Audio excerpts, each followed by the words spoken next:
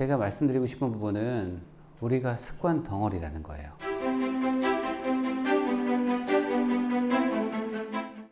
근데 우리가 습관을 이해하기 위해서는 우리의 뇌 시스템에 대해서 먼저 이해를 해야 됩니다.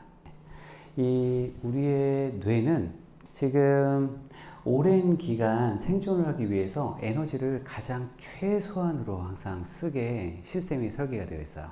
많이 쓰면 안 됩니다. 잘못 많이 쓰면 우리의 그 뇌가 신체 5%가 안 되거든요. 근데 이 전두엽에서 쓰는 게 우리의 에너지의 한 20% 정도를 사용을 합니다. 우리가 공부할 때 그거 혹시 느껴보셨어요? 고3 때 맨날 배고픈 거? 엄청 배고픕니다. 전 재수할 때 엄청 배고프더라고요. 하루에 12시간 이상 공부하니까. 그만큼 전두엽을 많이 쓴다는 것은 피곤한 일이에요. 왜냐하면 의사결정을 해야 되기 때문에 그렇고요. 계속 생각과 행동이 반복이 되면 이 전두엽이 아니라 우리의 중뇌 쪽에 골프공만한 그런 그 신경 조직으로 뇌 활동 부위가 바뀝니다. 그래서 피의 혈류량이 급격하게 줄어들어요. 그러면서 우리는 잠재의식으로 이제 일들을 해나가는 거예요. 그래서 우리의 지금 보면 최소 행동의 법칙 이렇게 이제 책에서 나와 있는데, 최소 행동의 법칙을 따르는 것이 인간의 생존 본능이다. 에너지는 가장 귀중한 것이다. 뇌는 가급적인 에너지를 아끼고 줄이는 방향으로 사용을 하더라라고 이제 이야기를 하고 있습니다. 그래서 제임스 클리어가 얘기했던 것처럼 어떤 습관에 필요한 에너지가 적을수록 그 일을 할 가능성이 커진다. 이렇게 이야기를 좀 하고 있어요. 쉽게 할 수 있는 일을 우리가 더 습관으로 만들기가 쉬운 거예요.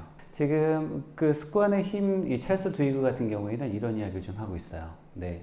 그 습관이 형성되는 이유는 우리의 뇌가 활동을 절약하는 방법을 끊임없이 찾기 때문이다 라고 이야기를 좀 하고 있고요. 생존 때문에 머리의 크기를 작게 한다.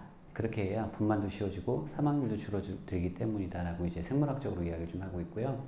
가장 중요한 건 우리의 그 전두엽이 아니라 이제 기저액을 사용한다는 거잖아요. 그러면 우리가 좀처럼 이전에 썼던 에너지를 쓰지 않는다는 거예요. 그래서 습관이 형성되면 의사결정에 참여하는 것을 완전히 중단한다라고까지 표현을 좀 하고 있어요. 그러니까 그 전두엽을 쓰지 않는다는 거죠. 습관이 만들어지면 뇌 활동은 감소한다. 의식이 아니라 무의식의 그 영역을 넘겨서 자동으로 처리하도록 한다라고 이야기를 좀 하고 있습니다.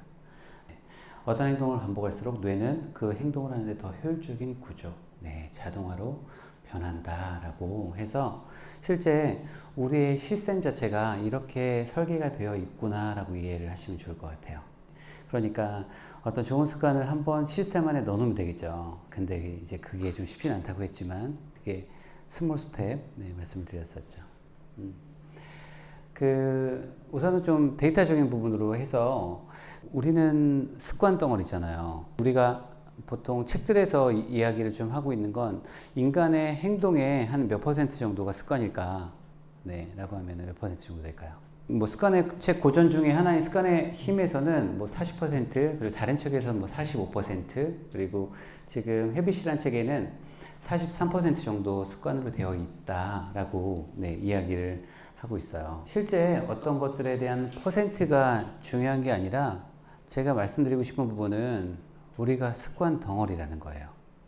저는 제 삶에 되게 어려운 부분들 있잖아요. 아침에 기상하고 그 다음에 일을 하고 운동을 하고 이런 것들을 제가 어려워하는 것들을 항상 어떻게 이것들을 습관으로 만들 수 있을까라는 고민을 되게 많이 하는 편이에요. 특히 운동에 대한 부분. 11시가 딱 되면 그냥 운동하러 갑니다. 생각 안 해요. 그냥 그 신호에 맞춰서 그냥 행동하고 제가 어려운 일들에 대해서는 다 그렇게 이제 조절을 좀 하고 있거든요. 그래서 결국은 우리의 선택들 역시 습관이다라고까지 이제 이야기를 하고 있어요.